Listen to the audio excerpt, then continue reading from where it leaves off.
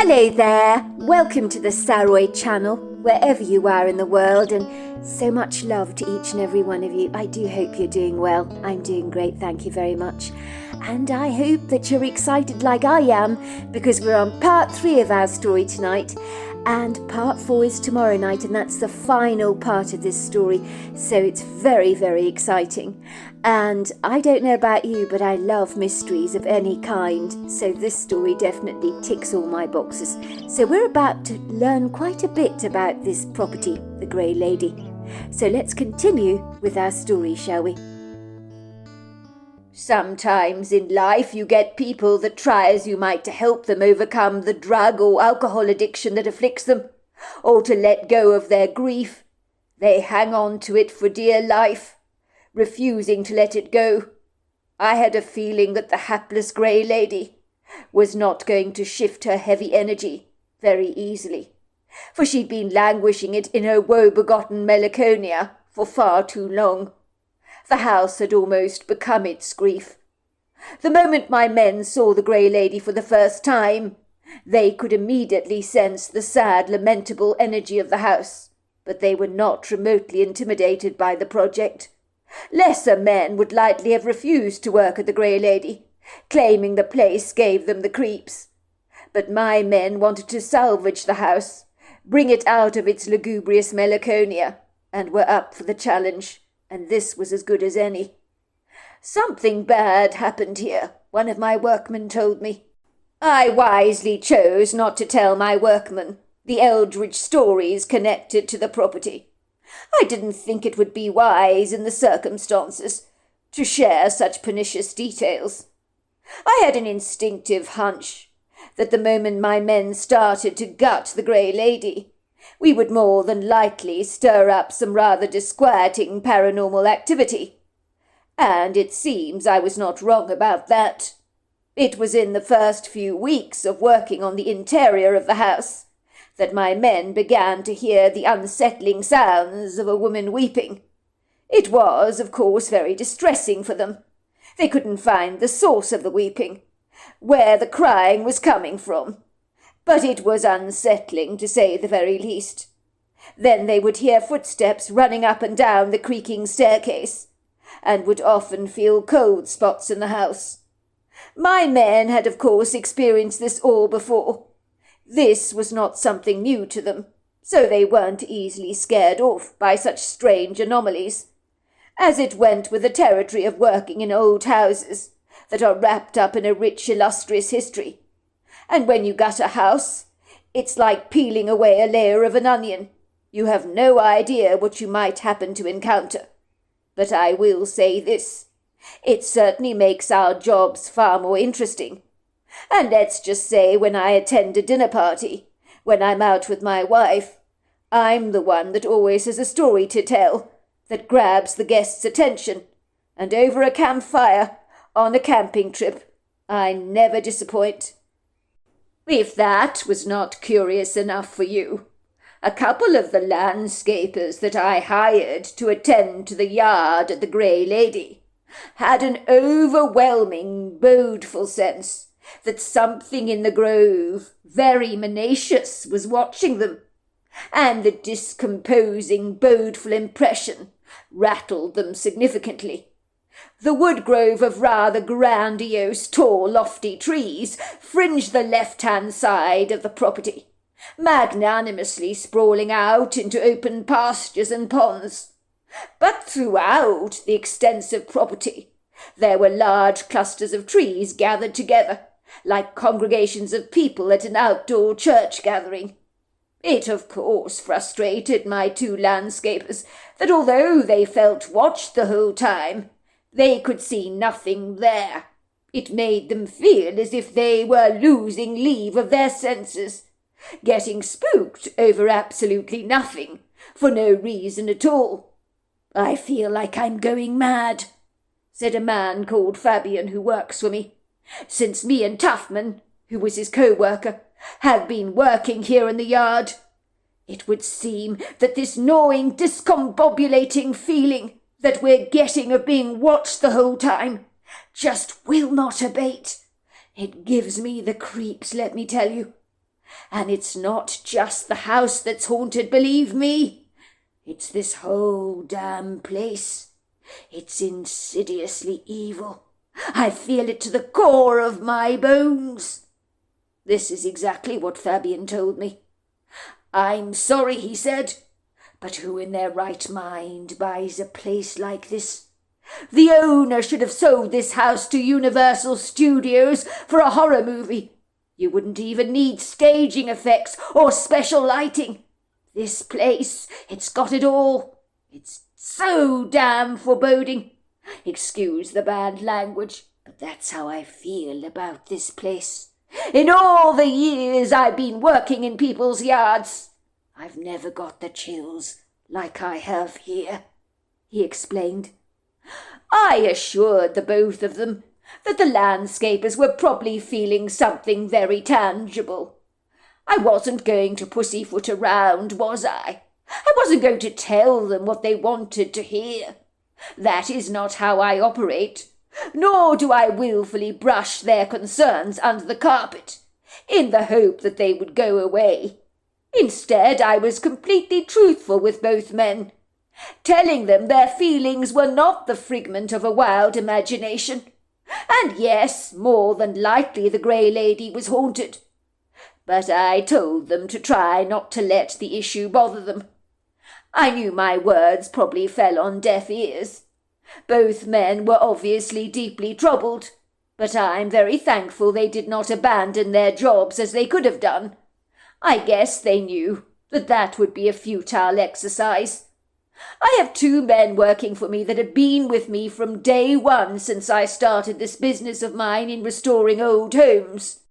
Michael Russell and Bart Rodriguez, both men who are exemplary at their jobs and very skilled workmen. They're not scared off or intimidated by working incredibly hard in restoring the interiors and exteriors of old historic homes. They're the kind of men that will do a job thoroughly, never ever taking any shortcuts to achieve their goals. One day both men went for a smoking break outside their truck, and boy, did they have a story to tell me that had the hairs on the back of my neck standing up on end, which made me realize that even though the Grey Lady has been neglected for many years, that something was still going on here. Bart Rodriguez's story. Bart Rodriguez was feeling consumed by exhaustion. He didn't know what it was about the Grey Lady, but of all the historic houses he'd worked on over the years, the Grey Lady had unabashedly sucked out his energy like a succubus from the very, very beginning. If he had not known better, he'd likely feel he needed to go to his healthcare provider to have a full physical checkup, as if his body was harbouring some kind of underlying illness that needed investigating.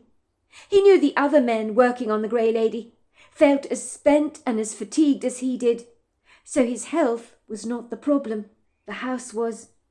It would seem all the workmen felt their seeping energy was immediately restored once they'd left the property. Bart had experienced this paradoxical exhaustion before, in a couple of old historic houses he'd worked for painstakingly in the past. Indeed, he'd worked in an old house before, where almost the entire family, over 11 children, had died of the smallpox in the 1800s. He remembered one day suddenly becoming incredibly cold as he was working in the house on a hot summer's day. He was surprised because it was such a hot day out there. There was no explanation to explain the extreme coldness he was suddenly feeling, almost as if he'd stepped into a refrigeration unit.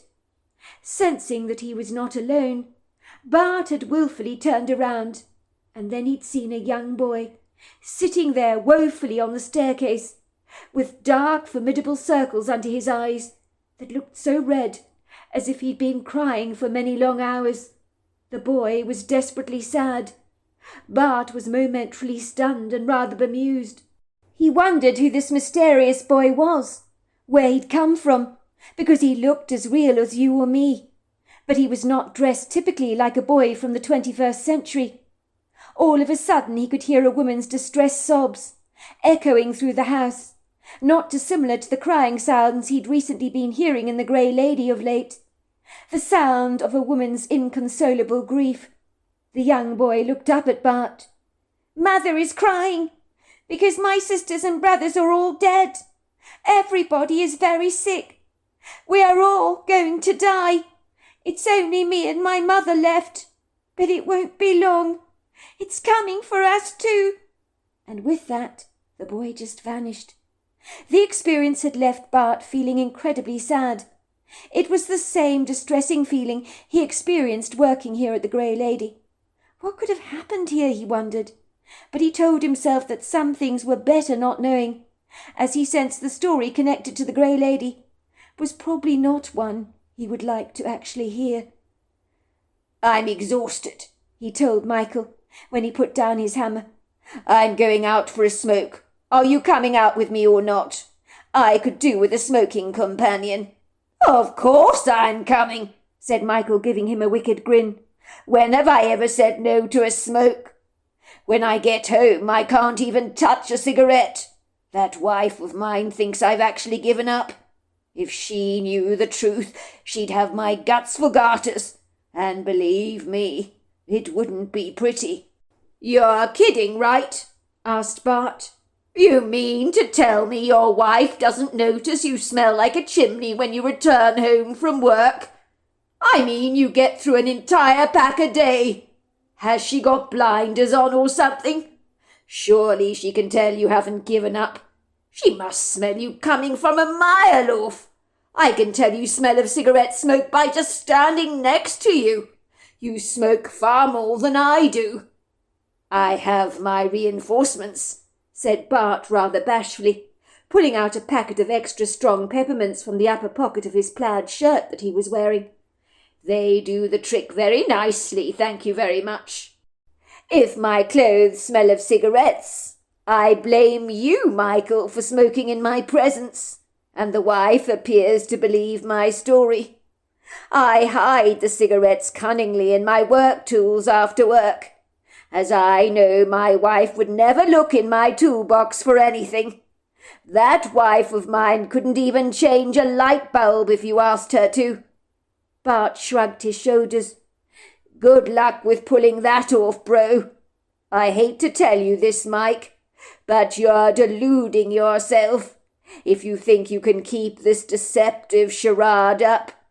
In my humble experience, if you've got a secret from the wife, it'll be squeezed out like the last remaining toothpaste in a tube, because believe me, something untoward will likely happen to expose your wife to the truth. And personally, I wouldn't like to be in your shoes when your wife finds out your dirty little secret. Don't say that, Bart. Don't tempt fate on my behalf. How can I possibly be expected to give up the habit? I've been smoking for 20 years, for God's sake. My wife thinks one morning I can just get up like that and say bye-bye to cigarettes. It doesn't work like that, let me tell you. Just because my wife managed to give up smoking so easily doesn't mean we're all made of the same stuff. It's true, you know, what they say about reformed smokers. They're the most critical of the habit of all. My wife gets onto her soapbox any time she sees her own brother smoking. She henpecks him tirelessly, you know. I'll be damned if I let her do that to me. I'm just saying, Michael, if I were you, I would tell her, said Bart. I'd come clean with her. The two men began talking about everything and nothing, blowing out coils of smoke in the air, and occasionally glancing towards the woodgrove. It's funny, said Bart. Do you know what? I feel as if something is watching us from the woods. It's making my skin crawl. It's especially bad right now. Michael threw his cigarette butt onto the ground, grazing it with his boot, twisting the stub with the rotating movement of his ankle, so it was savagely crushed like a bug. He looked up towards the grove and then back rather solemnly at Bart. You feel it too? He almost whispered. I've been feeling it every time I take a smoke out here. That we're not alone. I understand that both men working in the landscaping in the yard have been feeling a presence watching them while they work. I'm telling you, bro, there's something about this whole house and the land here that I find rather unsettling, not to put too fine a point on it. I've heard the sound of a woman crying like you have, and the footsteps up and down the staircase at all hours of the day. But I sense something very, very bad happened here. I mean, the grey lady herself is like a woman in mourning, is she not? Even after the trees around the house were cut down, I thought more light would shine on her walls, lighten up the place. But the house still looks dark and austere, don't you think? I think it does look dark, and I sense it too, admitted Bart soberly. You have to be very disconnected from reality not to pick up on the lugubrious energy out here. I mean, I've seen the woman.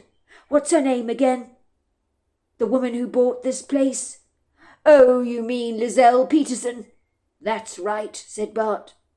Now, she bought this house, did she not? It was on the market, you know, for 20 years, Michael. Think about that for a moment. And then she purchased the place out of the blue like that. Fell in love with it, she did. And for the life of me, Michael, I cannot think why. I mean, I appreciate houses of history, of course I do. But this place makes my skin crawl. When I was speaking to her the other day, she told me she was drawn to the grey lady, but her husband doesn't like it at all. She believes he's dreading moving in. Poor man, said Michael. He has my deepest sympathy. I mean, it's one thing working here restoring the property, but living here, no thank you very much. Can you imagine what it must be like in the middle of the night? Staying over here, sleeping in your bed, hearing the sounds of the house, because no matter what we do to fix this place up, old houses always make noises. I don't think I'd be able to get any sleep at night. Michael paused for a brief moment, glancing at the woodgrove quizzically. You know what? I've been thinking about what you've just said, Bart. We've both been experiencing the feeling of being watched, he said. So it can't be our imaginations, can it? You mark my words, there's got to be something in that grove that explains the feeling we both have. I don't know about you, but I'd like to find out what it is. I guess I've got an insatiable curiosity. I cannot help myself. You know, last year I went to the Christmas tree to check what my wife had got me for Christmas. I found the parcel and began to guess what it was, feeling it with my fingers like a kid. I mean, I'm 38. I'm an old man, for goodness sake. But I have an unquenchable need to know what she got me for Christmas. I sneaked into the bathroom to open the present carefully, making sure not to tamper with the paper, because my wife would know if I'd been fiddling around with a present. Let me tell you, that wife of mine has got the eyes of a hawk. I discovered she'd got me a lovely sweater, but it was the wrong size, of course, and the most hideous orange colour that you've ever seen. But the receipt was in the present, so I clandestinely took it back to the store without my wife knowing, changed the colour and the size, and when I opened it up on Christmas Day, you should have seen my wife's face, Bart. It was a picture. She looked completely bewildered. She said to me, "That's so strange. I could swear I'd brought you an orange sweater, not a blue one. I must be going completely senile." I mean, I'm sorry, Bart, but only people in a prison wear an orange colour like that, and I wouldn't be seen dead in a sweater like that. Anyway, she just shook her head, stared at my blue sweater, and said, "I must be so mad. I must be going out of my head. I don't know what's wrong with me." I told her that I was very pleased with my sweater, and was very glad that it wasn't orange. Bart laughed. I cannot believe you did that, bro. You're one hell of a nosy busybody. You clearly have not grown up, have you? So are you up for it or not? Asked Michael. Up for what? Asked Bart, blowing out another wisp of smoke. Going into the wood grove, of course, to see who or what has been watching us. I'm telling you, something is there. It's not our imagination. Maybe it's a vagrant who's made his home in the woods, set up a campsite perhaps, and is watching us clandestinely. It wouldn't be the first time such a thing has happened. You want to check it out? Asked Bart. Of course I want to check it out. I wouldn't be asking you to come with me otherwise. All right, I will come with you, but I'm not happy about it at all. I'm quite sure we will not see anything. And if something has been insidiously watching us in plain sight, and we can't see it, I don't think going into the grove will make any difference, unless, of course, we do stumble across a camping site from a vagrant, which in my opinion is very unlikely. Humour me, then, said Michael insistently. I just want to check it out, bro, that's all, for my own peace of mind. I like explanations for things, you see. Hands on heart, I just don't want to go in there alone. The woods look menacing to me. Somehow the house and the wood grove, they reflect each other in a negative way, if you know what I mean. And those trees are sizable monsters, are they not? They may actually be as old as the house itself, or maybe even older, who knows? Maybe it's the trees watching us, said Bart. I mean, they almost looked humanoid with their outstretched boughs, don't you think? But fair enough. We'll go in there for a while to check it out. But I promise you this, Michael. You are going to be disappointed. Nothing will be there. And I don't think a vagrant has been watching us. I just don't. Sometimes things just can't be explained. And the one thing we know about this house is that it's paradoxical. It's enigmatic. It's very cryptic, you could say. Nothing about this place makes any sense to me at all. Are you kidding, bro? Of course I won't be disappointed.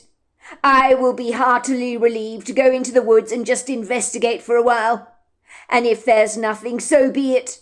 When I was a kid, I loved playing in the woods all the time. But those woods were benevolent and friendly. This grove of trees is anything but. I don't know how to explain it, but something's off, and I want to get to the bottom of this enigmatic mystery. My father always used to say to me growing up that there's usually an explanation for everything. Well, come, let's go, shall we? Before I change my mind in a hurry, said Bart, which I'll be inclined to do if you keep harping on and on about how creepy the woods are. You're only reinforcing my obvious reluctance to come with you. Bart was not sure why he'd agreed to follow Michael into the woodgrove. They had a lot of work to do back at the Grey Lady, and were running behind in some of their projects that Lizelle Peterson wanted completed as soon as possible. When Bart agreed to do something, it would be cowardice of him to backpedal now. So they approached the woodgrove of trees with a measure of reluctance, while the feeling of being watched became even more pronounced, and whatever was watching them was clearly menacingly evil. Bart could feel chills running down his spine, and a little voice in his head whispered to him to get out of the grove. But he injudiciously followed his friend through the trees. The voice turned up its static scream in his head. "Don't go in there! Don't go in there! Leave now!" "Are you sure this is a good idea, bro?" said Bart, unable to disguise the uneasy tremble in his voice. "There's work back at the house to be done. How about we do this another time?" He was hoping and praying that Michael would agree with him, but Michael did not. "We won't be long, Bart. I told you we're just going to take a sneaky look. See if we can see anything untowards in the woods. We won't be long, I can promise you that." "What exactly are you looking for?" asked Bart gingerly. "A tent or a hammock, perhaps?" "I don't exactly know," Michael admitted, But let's just say I will know it when I either see it or find it."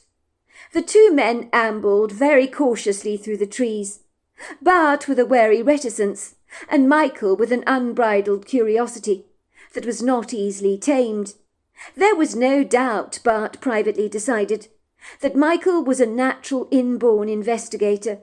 It was almost certain he'd stop at nothing to find out the source of what had been staring at them from the woodgrove, if indeed anything had been. Some of the paths in the woodgrove had been industriously cleared away, but it still remained insidiously dark.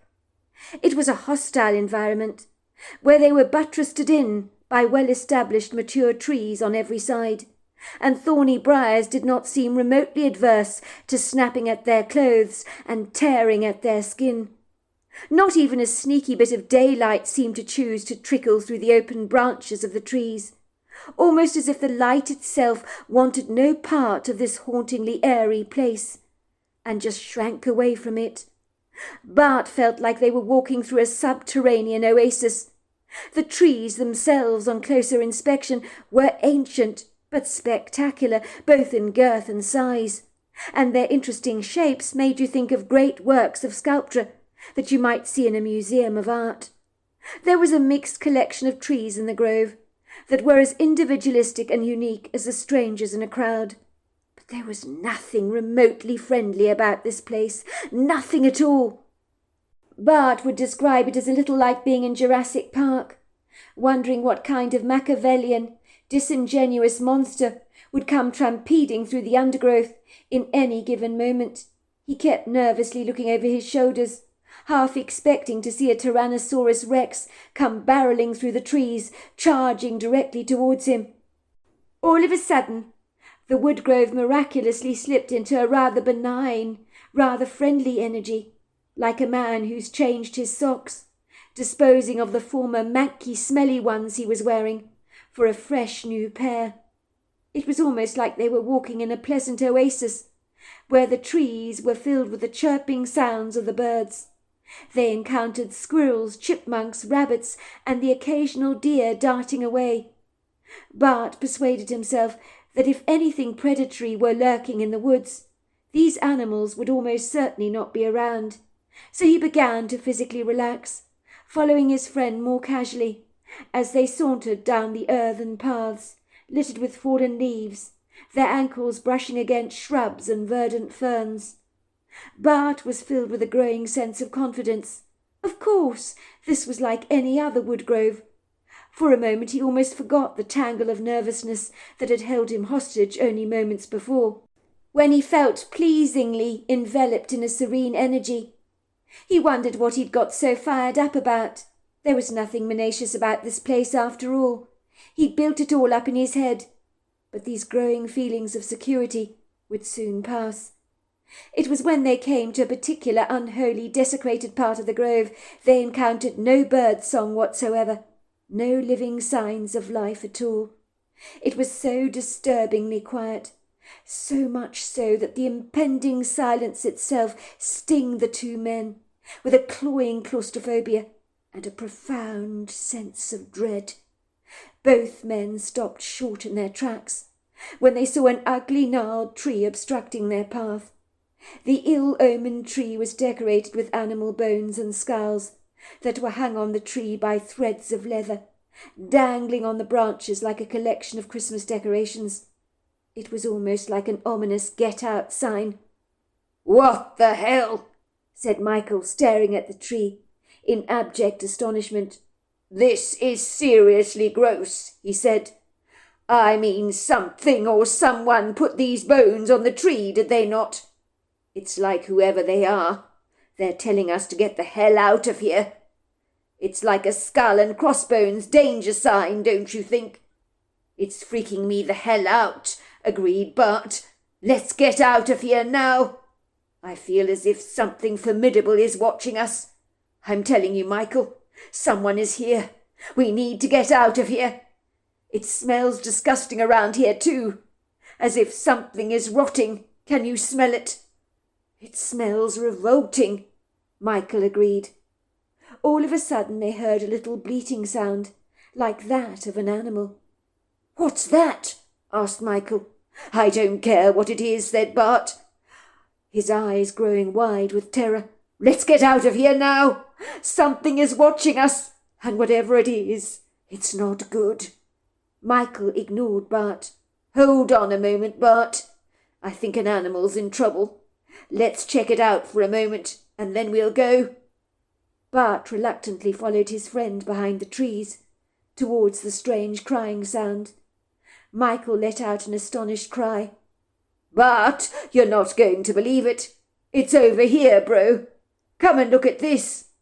"What is it?" asked Bart, crawling rather uncomfortably behind his friend, with a sense of foreboding gnawing at his guts. Bart's mouth dropped open when he observed a large, sizable nest on the ground, made from twigs and branches, interspersed between foliage, where animal bones had become bleached by time, but one skull staring back at them was unquestionably human, and Bart was too astonished and paralyzed with fear to even react. That was when Bart's eyes saw the baby deer, lying in the nest, as if it had been brought here by a predator to eat as a snack when the time was right. The deer was so delicate, its body trembling and shaking. It was crying and bleating for its mother. Bart very tenderly picked up the little fawn in his arms, lifting up its speckled torso to his chest, stroking the frightened little thing with its dark eyes that were filled with terror. But Bart's soothing words appeared to calm and comfort the creature, almost as if it knew it was being rescued. "It's going to be all right," he kept telling the little fawn. "You're safe now. You're with us." "Poor thing," said Michael. "Let's get the hell out of here now. There's a human skull in that nest, Bart. Whatever is in the woods is obviously predatory. We don't want to be its next meal," he said, now physically shaking. Both men, not given to being scared by very much, well, at least Michael wasn't, began rocketing out of the woods, with hearts thundering and booming, breath squeezed out of all their oxygen. They were certain something was following them, but then when they looked over their shoulders, nothing was there. Bart was clutching the fawn very closely to his chest when the men finally exited the trees. He then turned briefly around to look back over his shoulders, and that was when he held his breath, as though paralyzed by confoundment. He was staring at a long, lanky creature, standing about 7 foot tall, like a man, covered in mangy, dark brown hair, with the head of a wolf. Bart was certain he was seeing a dog-man. Indeed, he was in no doubt about what he was actually seeing. He had heard of such cryptic creatures before, but he never entertained the probability that such things could actually exist in our reality and in North America. The dog-man appeared to be swaggering backwards and forwards on his legs, like an inebriated drunk, with what Bart would later describe as a cocky arrogance, as if the beast was delighting in Bart's obvious terror, and almost getting off on it. But the dark eyes that glinted with a red reflective light were indeed the most evil, malevolent eyes that Bart had ever beheld. He hurriedly closed his eyes as quickly as he could, to will the dreadful beast away, and when he slowly opened them again, the dogman was gone. "Please, please, may this be my imagination." But Bart knew he was holding on to a limp, bedraggled, furiously fragile hope that was wasted in its good intentions. For however fleeting it may have been, Bart had almost certainly seen a dogman, and he knew at once that this treacherously artful creature had been purged from the bowels of hell itself, like something the devil had spat out of his mouth after dinner. Whatever it was, he knew that this creature was the very reason the workers of the Grey Lady felt watched the whole time. "Did you see it, Michael?" he asked his friend. "Did you see it in the trees?" "See what?" asked Michael. "Nothing," said Bart, shaking his head, deciding privately that he'd keep what he had seen to himself. He was wondering what he should do about the little fawn in his arms, Then to his amazement his searching eyes were drawn to a little figure peering at them from one corner of the grove, from behind a tree. He had seen the female doe, who appeared to be watching them. He knew unequivocally it was the fawn's mother. How he knew this, he wasn't sure. He ran very discreetly towards the doe, to about 50 feet away from the mother, placing the fawn very gently on the ground and backing away from the scene, to invite the mother doe to approach her youngling. What a stroke of luck, he thought, that she had auspiciously, almost by magic, appeared on the scene at this pivotal moment in time. Bart would have had to take the little fawn to an animal sanctuary otherwise. Michael and Bart watched in wondrous awe as the mother doe moved very gently towards her fawn. Seeing them reunited together again was so precious, and seconds later the little fawn was making up for lost time, nuzzling its mother. The female doe watched Bart and Michael through her dark eyes, but she did not run away. "It's as if she's saying thank you," said Bart. "Have you ever?" said Michael, sounding astonished. This was a day that had dealt out ingredients that were not for the faint-hearted by any manner of means, and it would seem both men were trying to digest the gravity of what they had encountered in the woods. But it was Bart who had seen the dogman, and you cannot unsee a dark scribble on your reality like that is cutthroat in its magnitude of horror, that burns into your mind. Bart knew that he'd never forget the insidious beast, for he'd never beheld anything so awful in his entire life. "Bart," said Chris tentatively, "just pretend you didn't see what you saw in the grove. Please don't tell anyone about the nest, and about the tree we saw, with the bones dangling over the branches. But, Michael, you forget we saw a human skull in that nest. We can't possibly ignore that. It could be someone's loved one we're talking about. Something's living in that nest, Bart, and it must have killed that person. I think the least we need to do is go to Paul Benalodge. Tell him what happened." So there we are. That is the end of part 3. My word. Can you imagine that?